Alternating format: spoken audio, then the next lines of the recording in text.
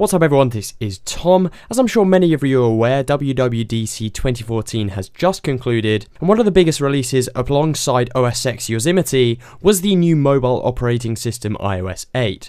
There's actually a whole host of really cool new features, so I thought it would be fun to kind of run through the top 10 new features, at least in my opinion, included in iOS 8.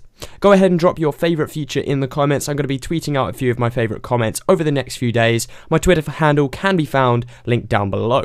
Without further ado, let's get cracking.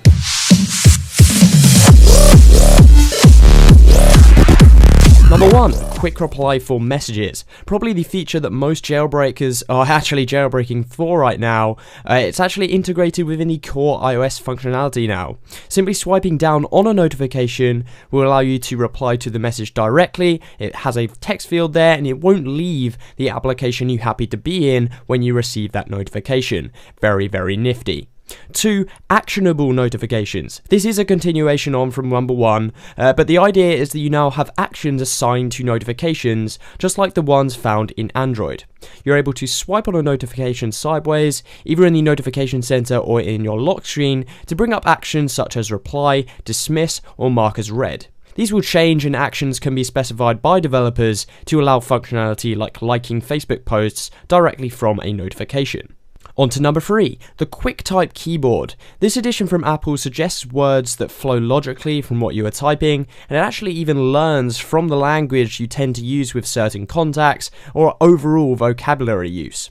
I'm most excited about this feature as it really is going to speed up productivity on iOS in general, and typing on iOS has really become seriously outdated.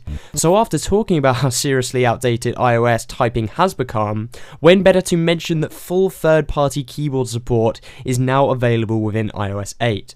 Third-party keyboards like SwiftKey and Flexi have already been confirmed to be coming to iOS.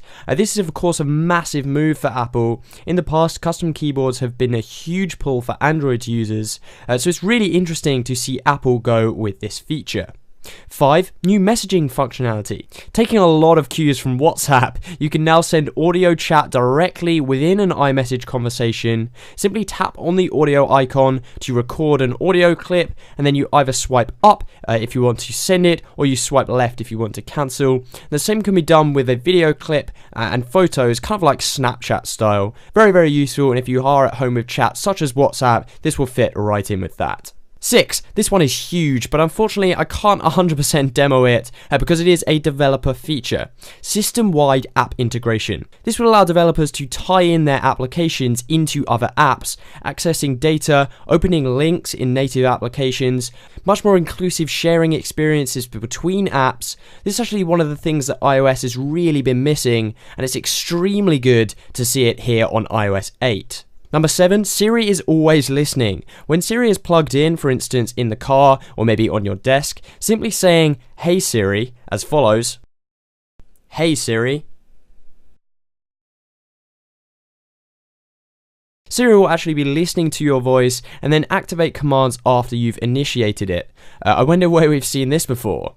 8, we have another Siri feature, and Siri now has full Shazam integration. Simply ask Siri what song you're listening to, and Siri will identify the song like so. You can even directly purchase the song via iTunes just by tapping the buy button on the little kind of Siri interface that you get. This is extremely accurate from what I've found too, so it is very, very cool. For number 9, we have frequent contacts on the application switcher. I wasn't a massive fan of the iOS 7 app switcher. As someone who's very interested in user interface, I felt like it wasted too much usable space, so I'm a big fan of this new implementation. Recent contacts will be placed at the top of the switcher, and then tapping on one of those brings up options to call, FaceTime, or message them directly. See Apple? That is good use of space. And that brings us on to number 10, Notification Center widgets. Again, this is one I can't really demo right now, as there's currently no applications that fully support this functionality. We will of course be seeing applications roll out in the near future, but we will simply be able to add widgets into Notification Center by using the edit button at the bottom. These widgets are going to be super interactive. Apple used the example of being able to bid on items directly from the eBay Notification Center widget, and this is going to be a lot of fun, especially if they are as interactive as Apple says they are. As a little bonus, there's also a new iOS 8 wallpaper included in the new beta. This of course will be linked down below if you are interested in using it on your device. Hopefully you have enjoyed this video, guys. If you'd like to continue seeing more iOS 8 coverage, feel free to drop the video a like, maybe subscribe also down there if you're new. Other than that, I'll see you next time.